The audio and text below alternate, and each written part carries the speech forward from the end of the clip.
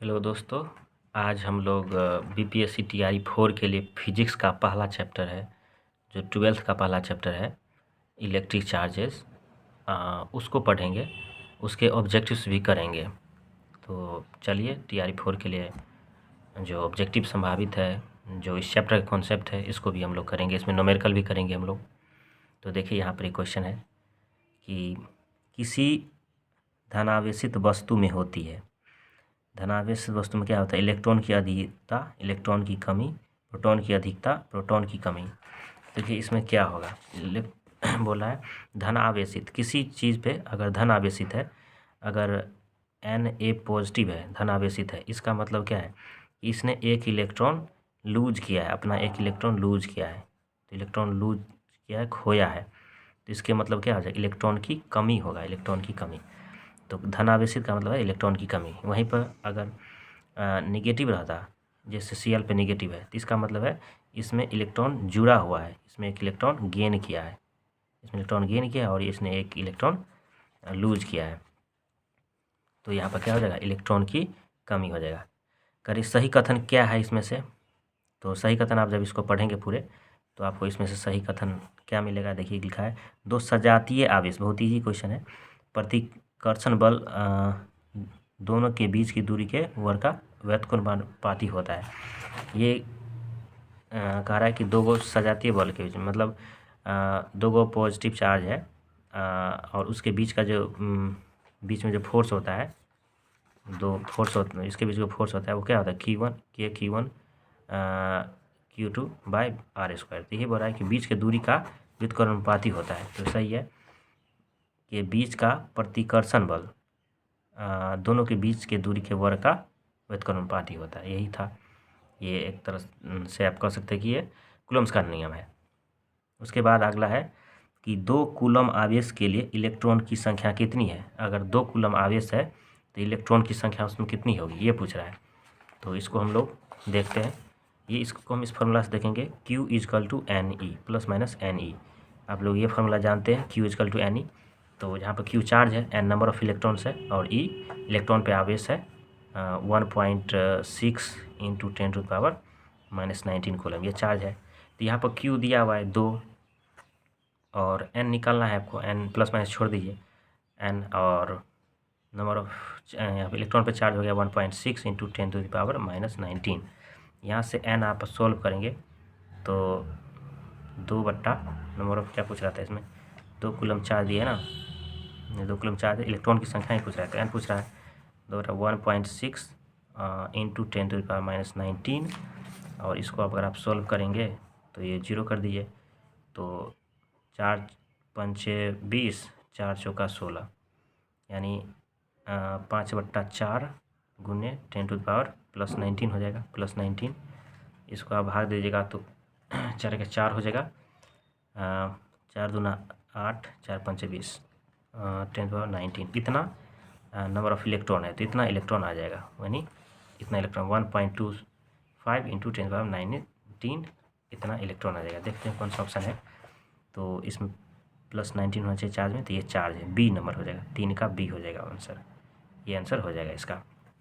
उसके बाद देखिए, इलेक्ट्रॉन पर आवेश होते हैं। इलेक्ट्रॉन पर कितना आवेश होता है? ये तो जानते हैं, 1.6 × 10⁻19 कूलम होता है, तो ये आप जानते ही है, ये चार्ज होता है इलेक्ट्रॉन के ऊपर।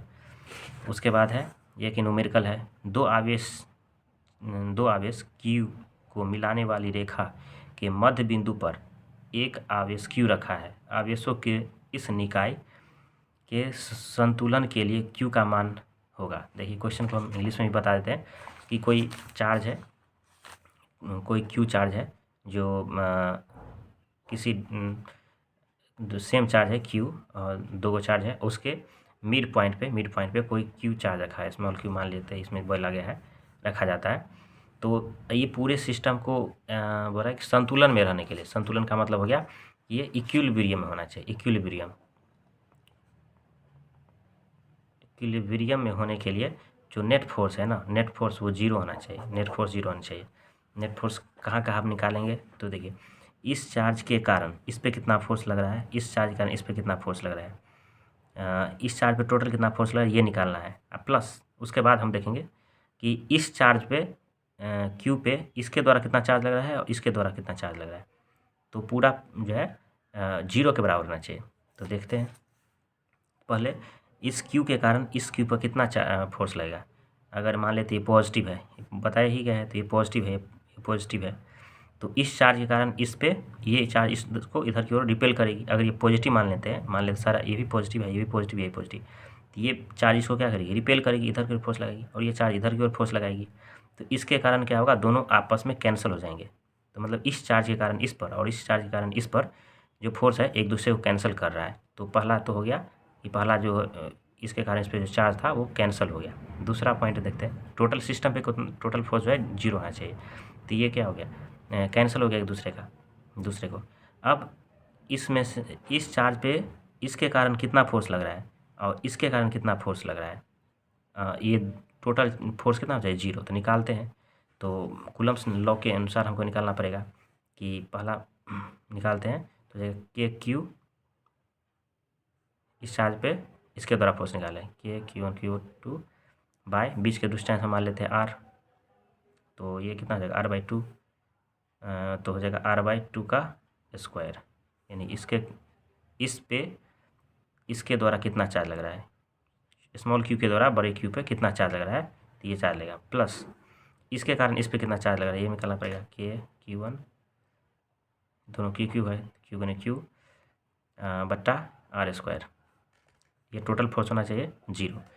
तो अब इसको सोल्व कर सकते हैं, डायरेक्ट क्यू को काट दीजिए, उधर 0 है तो एक क्यू भी कॉमन लेके निकालिएगा तो ये क्यू कट जाएगा। तो अब देखिए कितना बचेगा, क्यू बट्टा 2 2 4, ये ऊपर चलेगा 4 या r² प्लस एक क्यू बट्टी ये बच गया और नीचे में r² बच गया 0। जब इसको पूरा आप सोल्व करेंगे तो ये r² भी ख़त्म हो जाएगा, तो हो जाएगा 4q plus q equal to 0।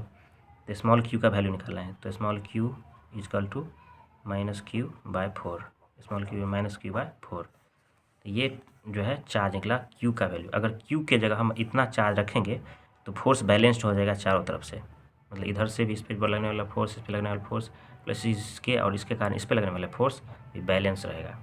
तो इसी को बोलते हैं, तो माइनस यहाँ पर आंसर देते हैं -q/4, -5 का -q/4, ये क्यों आंसर है, ये हो जाएगा। तो ये आंसर है हमारा -q/4। उसके आगे देखिए, उसके आगे पूछ रहा है कि पैराविद्युतता एप्सिलॉन नॉट का विमीय सूत्र क्या है, इसका डायमेंशनल फार्मूला लिखना है। तो डायमेंशनल फार्मूला के लिए आपको देखिए एप्सिलॉन नॉट जानते हैं, एप्सिलॉन नॉट के बारे में ये के का वैल्यू आप जानते होंगे, अगर चैप्टर पढ़े हैं, कॉन्सेप्ट की याद है तो K equal to 1/4 pi epsilon naught होता है, 1/4 पाई एप्सिलॉन नॉट। तो यहाँ से आप एप्सिलॉन नॉट का वैल्यू लिखेंगे, के है आपका, के का यूनिट आप लोग जानते हैं, के का यूनिट क्या होता है, के का जो डायमेंशन होगा उसका उल्टा क्या होगा, यहाँ से मुझे K is inversely proportional to epsilon naught, यानी के का जो डायमेंशन होगा उसका उल्टा, इसका एप्सिलॉन इन्वर्सली प्रोपोर्शनल है, उसका उल्टा क्या होगा, के का डायमेंशन होगा। तो के का डायमेंशन, के का हम यूनिट लिखते हैं न्यूटन मीटर स्क्वायर पर कूलम स्क्वायर, ये इसका जो है यूनिट होता है। डायमेंशन निकालते हैं, ये एन मतलब फोर्स है, फोर्स हो जाएगा mL/t-2 इंटू मीटर का क्या हो जाएगा L² बट्टा कूलम स्क्वायर, मतलब कूलम स्क्वायर का मतलब कूलम स्क्वायर का आई लिख सकते हैं, टी लिख सकते हैं, तो I² T² हो जाएगा, I² T² हो जाएगा। इसको आप सोल्व कीजिए, सोल्व करेंगे तो mL हो जाएगा 3 और टी ऊपर से नीचे जाएगा तो t-4 हो जाएगा और I² हो जाएगा, I-2 हो जाएगा, ऊपर जाके माइनस हो जाएगा। तो इसका उल्टा करेंगे तो हम लोग एप्सिलॉन नॉट का लिखेंगे, तो इसका एप्सिलॉन नॉट का आप लिखना है, तो एप्सिलॉन नॉट का कितना होगा, इसका उल्टा कर देते थे, m का उल्टा कितना होगा -1, L का उल्टा कितना होगा -3, T का उल्टा कितना होगा 4 और I का उल्टा कितना होगा, ये T है, I का उल्टा होगा 2। तो ये होगा एप्सिलॉन नॉट का डायमेंशन, ये से इसको याद रखना ज़्यादा बेटर है। तो हम लिखते हैं m-1 L-3 T4 और I2।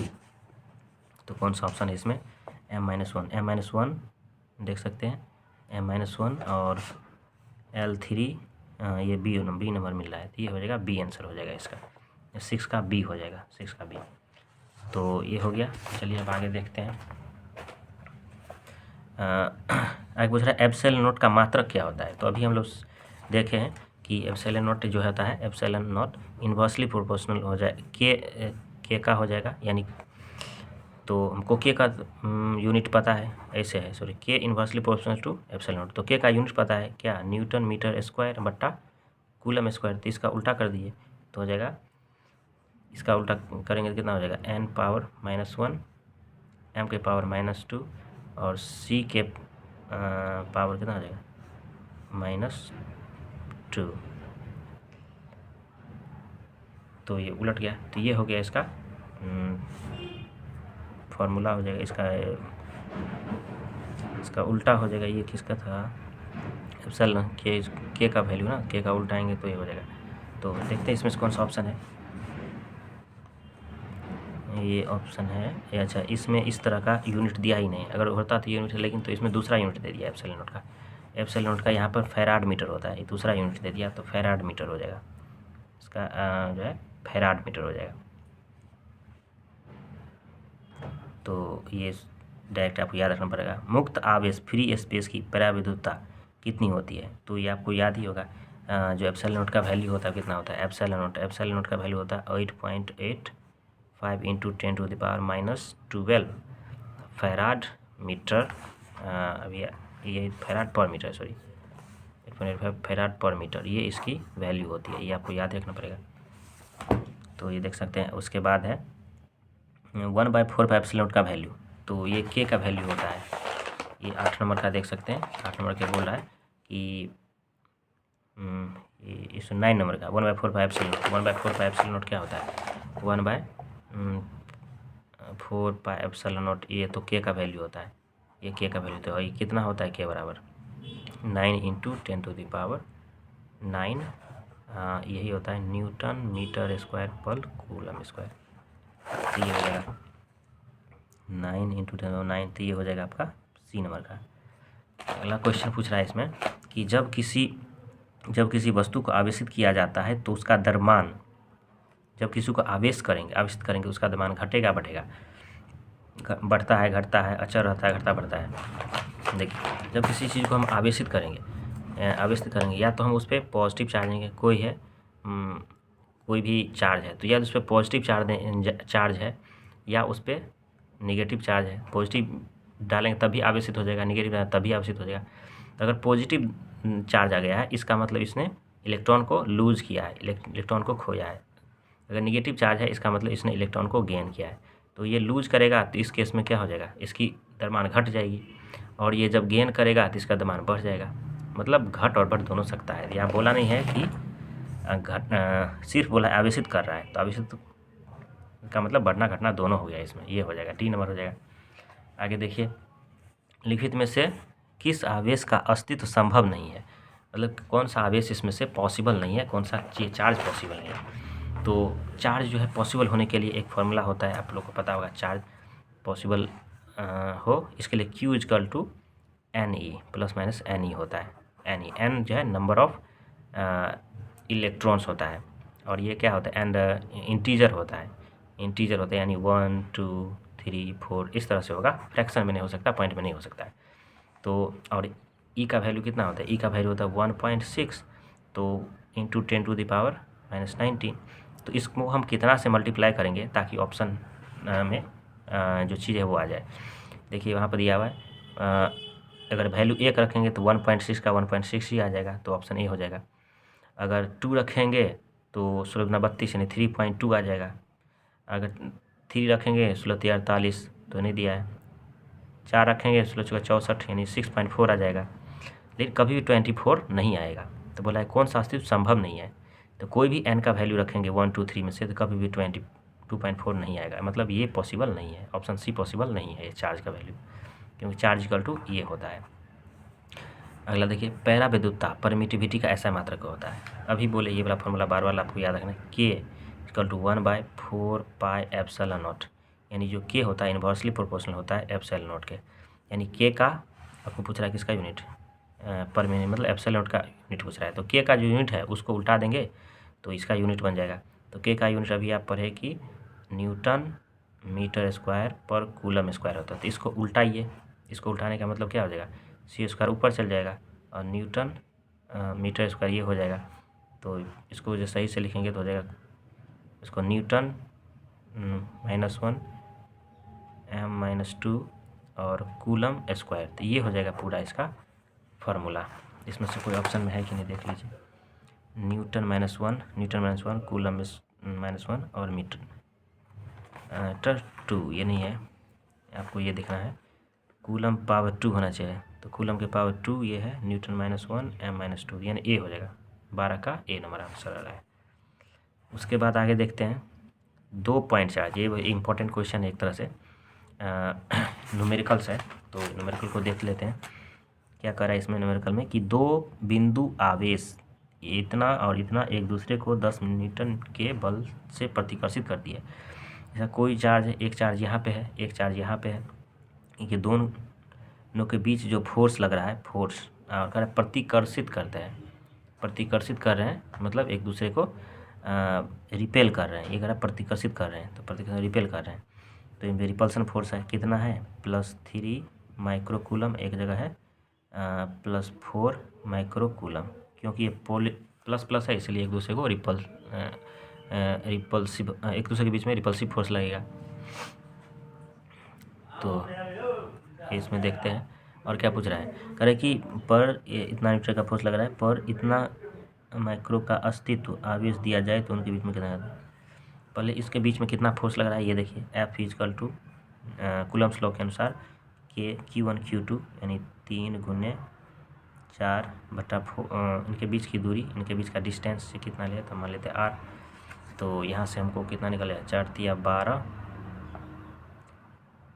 K/R, ये इतना फोर्स लग रहा है। फोर्स भी यहाँ पर दिया हुआ है आपको, तो चलिए रहने देते हैं। F डैश अब निकालते हैं। अब अगला ये पॉइंट बोल रहा है, अगला ये पॉइंट जो बोल रहा है वो देखिए, आगे ये बुक में बोला जा रहा है कि 1 मिनट दोस्तों, साइट कट गई है, चलिए दिख रहा है आप लोग को। तो देखिए अब ये बोल रहा है कि प्रत्येक पर जो है ना -6 माइक्रोकूलम का अतिरिक्त आवेश दिया जाता है। मतलब दोनों पे -6 माइक्रोकूलम आवेश जोड़ देते हैं। तो इसमें -6 माइक्रोकूलम आवेश यहाँ पर जोड़ेंगे तो कितना हो जाएगा, टोटल चार्ज यहाँ पर कितना बन जाएगा, यहाँ पर देखिए, तो हो जाएगा -3 माइक्रोकूलम। और यहाँ पर अगर -6 जोड़ देंगे तो कितना हो जाएगा, -6 माइक्रोकूलम जोड़ेंगे तो टोटल चार्ज कितना हो जाएगा, यहाँ पर हो जाएगा -2 माइक्रोकूलम। और ये यहाँ पर माइक्रोकूलम था ना, तो 3 और 4 में जो है माइक्रोकूलम में है। तो माइक्रो का मतलब जानते हैं, माइक्रो का मतलब होता है 10⁻⁻6। तो यहाँ पर हम एक चीज़ भूल गए हैं, तो इसको हम ऐसे करके लिख लेते हैं यहाँ पे। 1 मिनट रुक जाइए। K = 3 × 10⁻, यहाँ पर जो था ना, ये माइक्रोकूलम को हम कन्वर्ट कर लेते हैं, -6 × 4 × 10⁻⁻6, ये माइक्रोकूलम में चेंज कर दिया इसको, बटा R²। ये हमने लिख लिया। ये F = है F = इतना माइक्रोकूलम। उसके बाद F डैश निकाले ना, तो F डैश निकाल लेते हैं। F डैश = K × अब नया चार्ज यहाँ पर कितना आ गया, -3, तो माइनस को छोड़ देते हैं, तो हो जाएगा 3 × 10⁻⁻6 इंटू यहाँ पर 2 आ गया, 2 × 10⁻⁻6 बट्टा R²। डिस्टेंस तो वही होगा। अब एक दूसरे को डिवाइड कर देते हैं, तो आप देख सकते हैं R² कट जाएगा, K से K कट जाएगा, 3 से 3 कट जाएगा, 10 × 6 ये कट गया, 6 ये कट गया, ये आपको 2 बच गया ना, तो 2 से ये कट जाएगा तो हो जाएगा 2। तो आप अगर सही से लिखेंगे तो कितना आ जाएगा, F बट्टा F डैश = 2 ऊपर में बच गया है 2/1। और तब इसको हम लिख लेते हैं, F डैश निकालना है, तो F डैश = कितना हो जाएगा, F/2। तो F/2, तो F का वैल्यू आपको देख सकते हैं शुरुआत में जो है यहाँ पर दिया हुआ था कि F जब शुरुआत में चार्ज था तो उनके बीच में 10 न्यूटन फोर्स लग रहा था। 10 दिया हुआ है तो एफ का वैल्यू दिया हुआ है 10, तो 10 डालेंगे, 2 डालेंगे कितना निकलेगा 5, फोर्स है फोर्स कितना आ जाएगा न्यूटन, 5 न्यूटन आंसर आ जाएगा इसका। तो देखते हैं 5 न्यूटन इसका आंसर है कि नहीं। तो ये क्वेश्चन 13 नंबर का क्वेश्चन है, इसमें दिए 5 न्यूटन, 5 न्यूटन जो है इसका आंसर है तेरा का सी हो जाएगा, तेरा का सी हो जाएगा। अब ये कह रहा है कि यदि किसी वस्तु पर इतना नैनो कूलम आवेश है तो उस पर कितने अतिरिक्त इलेक्ट्रॉन होंगे। तो यहाँ भी इसको भी फार्मूला से निकाल सकते हैं, Q equal to n e, Q equal to n e. यहाँ पर क्यू का क्यू मतलब होगा इतना चार्ज, इतना, और ई का वैल्यू जानते हैं 1.6 × 10⁻19, तो एन का वैल्यू आपको आराम से निकल जाएगा। उसके बाद आर दूरी से विलग दो आवेश एफ बल लगाता है, वे आवेश का मान दोगुनी कर दिए, तो न्यूटन पर आधारित है। इसको हम लोग आगे सॉल्व करेंगे। मेरा जो है बैटरी लो हो गया मोबाइल का, तो आगे शूट करेंगे इस वीडियो का। Thank you.